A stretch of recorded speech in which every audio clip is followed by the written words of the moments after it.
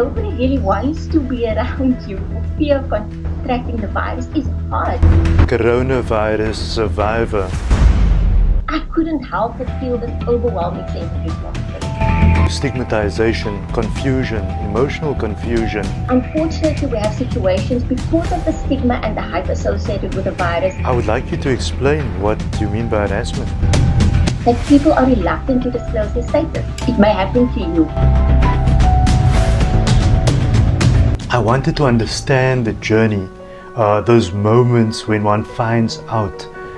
Because at the time that you contracted the coronavirus, this was at a time where I think that there was more chaos in South Africa, where people weren't sure, and whenever you mentioned the word corona, it was a complete death sentence. So it's like you're definitely going to die. So we weren't thinking about survival, and we weren't thinking about all of that. But I want to start right at the beginning.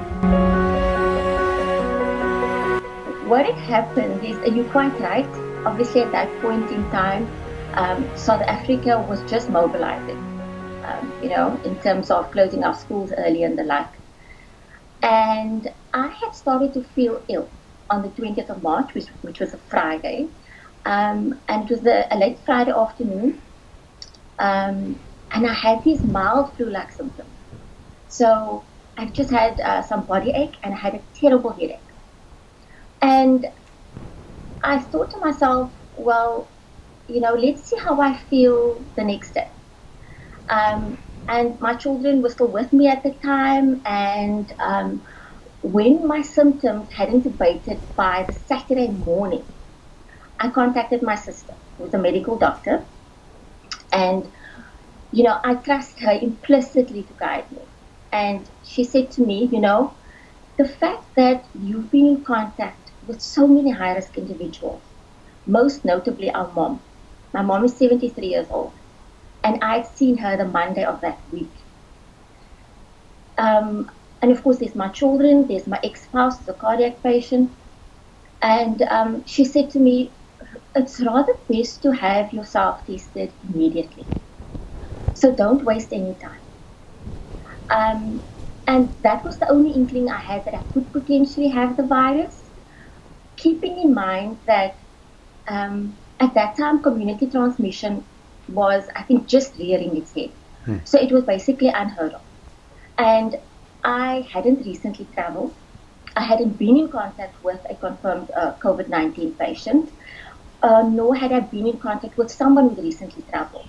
So in my mind, I was just following protocol, in order, to protect myself and those closest to me. And I drove myself to the testing center and had the test done. It was a drive-through center. I didn't find it particularly traumatic, just a little uncomfortable.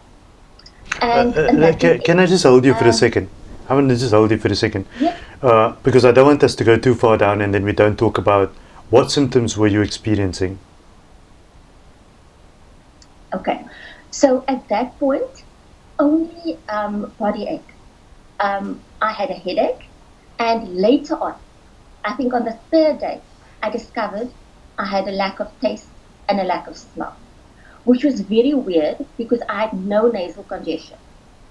So what I would want to tell viewers is that my understanding, based on some reading that I've done on it and based on discussions with medical professionals, is that you can actually have the virus and just have the symptoms of a lack of taste and smell. So I had no fever whatsoever. And I know that many people present with fever, but I didn't. And it's important to note that the virus presents itself so differently in different people. That's what makes the testing so important. So yeah, that's really how I felt throughout the period of time. So you go for the test, right? And I know that there's a slight waiting period till you can get that results. And when the results are presented to you, what was the very first thing that went through your mind? Because that's like the epiphany moment, that's like hearing it kind of thing.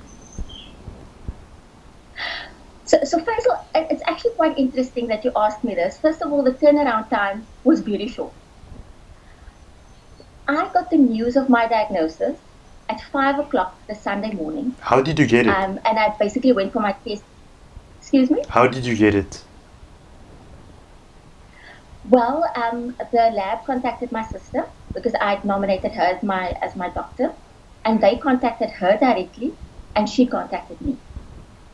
So, in a sense, I feel that I was comforted by the fact that she was the one that was contacting me. But I must admit, when she called me, I still hadn't sort of connected the dots. I thought she was contacting me because my brother-in-law had recently been readmitted to hospital post surgery. So I thought she was calling me about that. And when she said to me, I've got some bad news about you, I was very taken aback. I think up until that point, I was still quite positive that I would be, or I'd have a negative diagnosis. So initially, I was quite calm. Um, and I think that over a period of time, one starts to assimilate and internalize what this can potentially mean for you and for your family and for those people that you've come into contact with over a period of 2 weeks. So I just want to talk about that internalization that you're talking about. I want to know. So she puts down the phone with you to tell you that you're positive and you've got the coronavirus. What is the thoughts that goes through your mind at that moment? What do you feel? Is it panic? What do you feel? Fear. Fear was a definite emotion. Um, a little bit of panic at the time, but I think that I was taking time to process. So whilst there was fear, I also took heart from the fact that there had been recoveries. But of course, because this is such an evolving process, the virus is evolving. There's so many things we don't know about it. Obviously, I thought at that point, am I able to manage this? Am I able to cope with this? Or am I going to die from this virus? So I think there are a multitude of things that go through your mind, Faisal, when you actually get diagnosed. But certainly fear being at the top of my list, and fear not only for myself, but fear for my children, fear of not being able to be with them again, fear for my mother, fear for those closest to me. Did you feel a sense of responsibility in the sense of you mentioning them? What if they get infected? How did you get it? Did you feel it was unfair on you? Faisal, the sense of responsibility is unfortunately something that one just doesn't get away from. Rationally, I knew that I wasn't responsible. I had at that point taken whatever precautions I could. We were still going to work as per normal. It's not as if we were in isolation. It's not as if we were working remotely. I had a limited amount of social interactions and engagements I had at that point, but I certainly don't think that I had been irresponsible in any way. Yet, from a psychological perspective, I couldn't help but feel this overwhelming sense of responsibility. Um, and to think that you are responsible, potentially, for placing, in my case, it was about 50 odd people in self isolation and who could have potentially contacted the virus. So that's an overwhelming feeling. Of course, and if And one I of those think that people, it takes some time. Excuse me?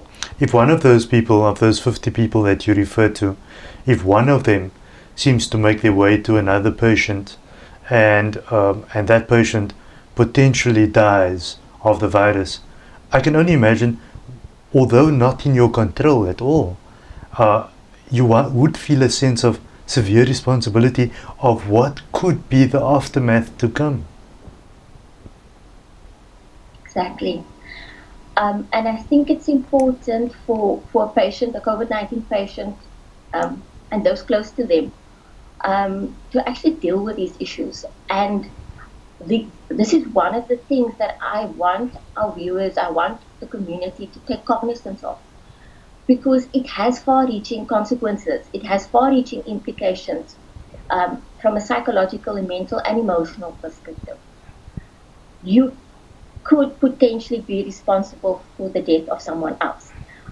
In my case, I was incredibly concerned about my mother.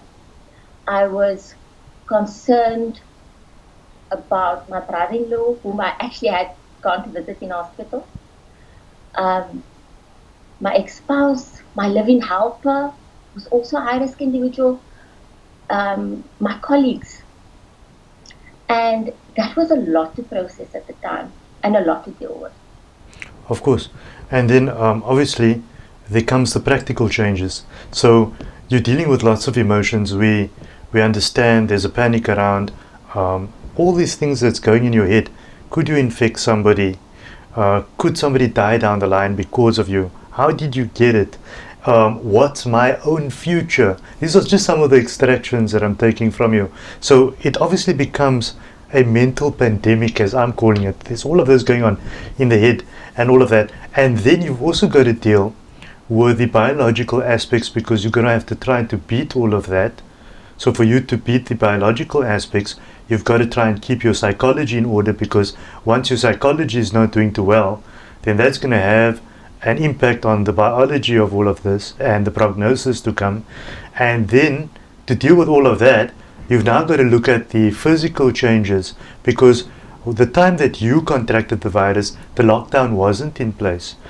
So we were in a different space as South Africans at the time, and we were in a different space globally when it came to coronavirus.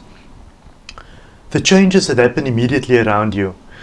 Look, I mean, I understand there's a stigma attached to all of that, especially the time when you got it. But what were some of the physical changes that happened around you immediately? Did you just see everybody scattering off and the scourge has landed kind of thing? So, just from that perspective, my children had obviously gone immediately to stay with their dad. And at that point in time, only my immediate family knew. Um, so basically, by the next morning, the Sunday morning, it was a matter of informing my employers, um, and I was patient zero at my place of employment, which is also something I had to deal with. They they then were incredibly supportive of me, though. It took it upon themselves to contact all of the people on my list who I come into contact with. For the most part, um, I was cocooned from direct negativity. But unfortunately, as you mentioned, there's a lot of panic. So I call it mass hysteria and panic. And I mean, at that time, there were only 400 cases in the whole of South Africa. And I was probably one of the first 100 in the Western Cape that was diagnosed. So you can imagine the kind of panic that we were dealing with. And once the news spread, there was a lot of interest, shall we say, in terms of me and my lifestyle choices, and was I responsible enough, and could I have possibly infected other people? And I think whilst there were so many wonderful souls, who contacted my family and myself out of pure concern, there were others who were basically really more concerned about their own exposure, which I don't discount. I know we all want to protect ourselves, we want to protect our families, but I don't think any form of harassment can and should be acceptable. I wanna hold you on that for a And moment. I didn't expect you to use the word harassment, and I want you to expand on that, because I'm hoping it's not what I think it is, and you're gonna have to clear that one up. You're saying harassment. If it is, it's obviously coming from a point of severe ignorance, but I would like you to explain what you mean by harassment. Faisal, I know it's a strong word to use, but when your family is being, you know, receiving, say, on average, I don't know, 50 calls a day or so, that's a lot for them to deal with. Um, the fact that, like I said, it wasn't necessarily coming from a place of concern. Some were merely interested and were quite inquisitorial in terms of me and what this meant. So it caused a lot of emotional distress for a family that was trying to internalize the fact that their daughter and their sister had been diagnosed and that they could potentially also be at risk. Was there anybody that passed So any type of derogatory, insulting information, maybe not directly to you, but perhaps to a family member? I wouldn't call it derogatory or insulting, but I think there were sort of allusions made to the fact that, shouldn't I have taken better precaution? Hmm.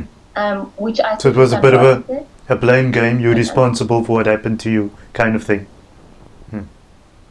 yes, and I believe that when I made contact with all of those people on my list, whether it was the person I bought a coffee from at the coffee shop or my Pilates instructor, it was out of a sense of a moral obligation. It was an ethical and moral obligation, and I feel that I would still do the same. Unfortunately, we have situations because of the stigma and the hype associated with the virus that people are reluctant to disclose their status. And that can have far more devastating consequences than actually disclosing your state. So that's an aspect I want to move on to, because I think everything in life is but a journey of life lessons.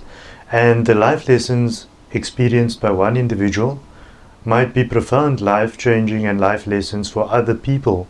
And right now, people are looking to gain information that's authentic through a time where we also find a pandemic of fake news.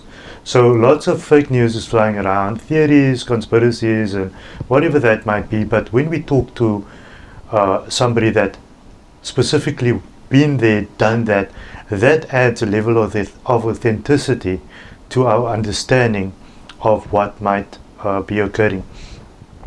And I think that's the component I really want to talk to you about, and that is, what do we take out of this? Because if there's nothing for us to take out of this, then what's the purpose? There must be a purpose, a higher purpose. Faisal, that's an interesting concept and an interesting discussion to have. Um, I had traveled to the holy cities of Mecca and Medina just before I got sick. So it wasn't a recent travel, but I came back to South Africa on the 3rd of February. So I was in a good space spiritually. And then I got this diagnosis. And I started to question why this was happening to me. And I think as human beings, we always tend to question. But my faith is incredibly important to me. And I believe that our Creator tests us with trials and tribulations and calamities. He does so to refine our character and bring us closer to Him. And that is what I took from all of this. I held onto my faith throughout this entire process. During my times of panic and anxiety and fear for not being able to see my children, I took comfort in being able to be close to my Creator. It taught me so much about compassion for another human being. It taught me about our connectedness as human beings based on the wonderful treatment I had at hospital. We were from different faiths, and yet we all had the same common denominator about wanting to show compassion to another human being. So that is my personal experience that I took out of all of this. And for me, the positivity was that I could overcome it. I could overcome it with the power of prayer. Obviously, one needs to have medical treatment, so I certainly don't overlook that. But prayer for oneself, prayer from others as well, I think plays a role in terms of your recovery and having a positive outlook that despite the fear that you could potentially die, there's also a greater chance that you could actually recover. Of course. And then the one last aspect I really want to touch on is the issue of stigma. We, as human beings, there are those that gravitate towards somebody in a very unconditional way. Whatever the situation is, they're going to make sure that they're there to make sure that you recover, and whether that is from a biological, social, or psychological perspective. But then at the same time, we are thwarted by people that stigmatize everything. So we stigmatize everything in life, and that's whether you're this, you need to be put in a particular box to be acceptable in certain people's eyes. And the stigmatization around this could have its basis perhaps in fear, in my view. At the same time, some people are fearful, but at the same time, we need to apply ourselves logically to a situation at any time. What is your message to South Africa with regards to patients that do have it? You've been there, done that. We can all sit here and blab away about what we think should be done. You've been there, done that. Having come from there, what is your advice to South Africans dealing with a patient that has COVID-19? First of all, show compassion. Try and minimize the panic and the hysteria associated with this. All it does is lend itself to fear and anxiety, not only for yourself, but for the COVID patient. And the patient is trying to internalize so many things. Faizal, I'll give you an example. Once I was discharged from hospital, I had to drive myself home. Now, usually when you discharge from hospital, your spouse will collect you, or your brother, or somebody will come and fetch you. This was incredibly hard for me to do. My nephews brought my car, and I drove myself home. Now, the fact that nobody really wants to be around you for fear of contracting the virus is hard. You know rationally, you know logically that they're doing the right thing. But it's a difficult thing to have to deal with. So that's why I urge compassion, I urge kindness. I want our communities to consider those patients who are living alone and who don't have support structures in place. And then on the other hand, we've got families of COVID-19 patients. And just think about how distressing it must be for those families to have to self-isolate within one home. It is not easy. So these lockdown regulations, in my opinion, are important. Social distancing is incredibly important.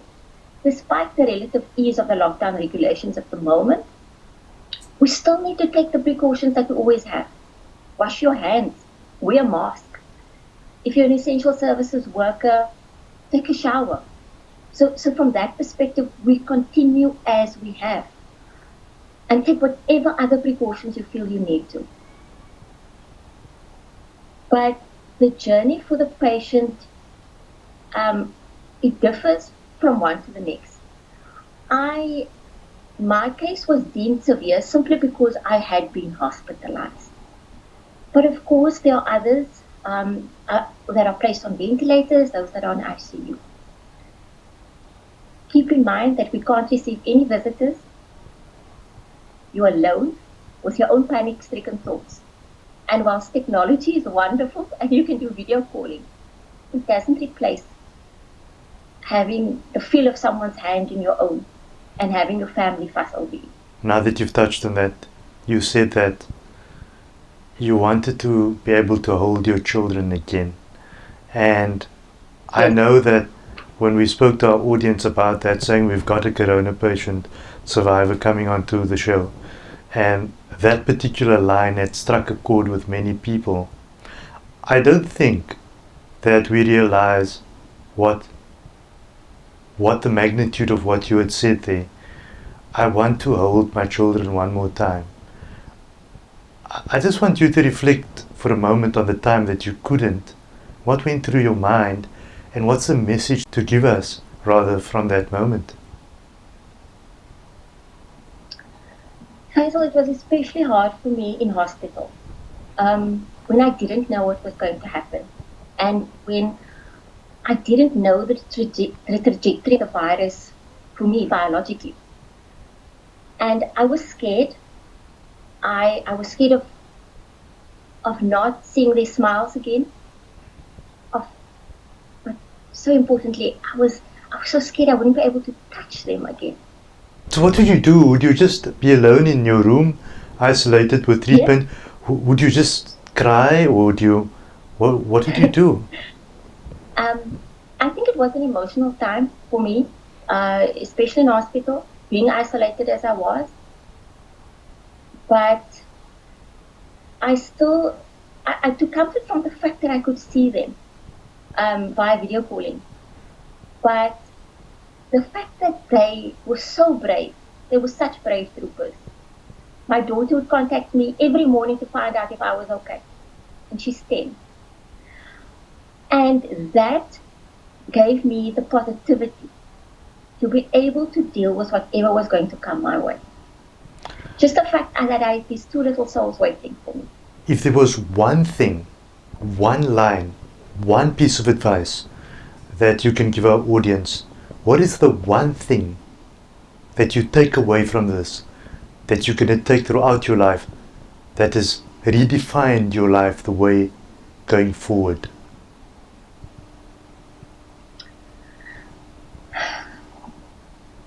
Don't judge and show compassion to those around you. It may happen to you. And that's critical, and I thank you for coming on the show and being brave, and thank you for telling us your story, because many people don't want to tell these stories for the fear of stigmatization and all of that. But I think that perhaps your spiritual journey has made you understand your own purpose and what these Absolutely. incidences really mean in life to come. Thank you for coming on the show. Hameeda Thank Khan you. is a corona survivor, and she's left us with a very critical note, and that is that we cannot judge people, and that's what we want to leave you with today. That it can happen to anybody, anyone walking out there today, watching the show, anyone around the world, the 7.7 billion people that we are, anybody can contract the virus. What's needed is compassion, understanding, and support.